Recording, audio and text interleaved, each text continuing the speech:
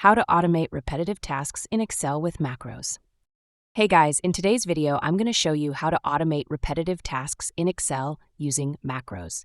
So make sure to watch this video till the end, and let's get started. To begin, we need to enable the Developer tab. If you don't see it at the top, simply right-click anywhere on the ribbon, choose Customize the ribbon, and then check the Developer option on the right side. Click OK, and the Developer tab will appear. Once it's visible, you'll notice two important options, Macro and Record Macro. We'll start with Record Macro. Click it, and you'll be asked to give your macro a name.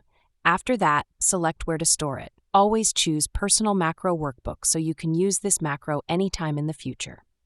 When you click OK, Excel begins recording everything you do. Now let's automate a set of repetitive tasks. Now you have to perform the tasks that you want to automate in Excel. Once all the tasks are complete, I'll stop the recording by going back to the Developer tab and clicking Stop Recording. After stopping the macro, close the file. Excel will show two prompts.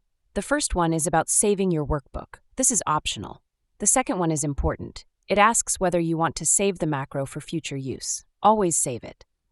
Now you can test this macro on a similar dataset by following these steps. Open a new workbook. Go to the Developer tab, click Macros, select the macro you just created, and hit Run. It will ask for permission to delete extra sheets. Once you allow it, everything else happens instantly, automating your workflow with just one click. That's all for the video.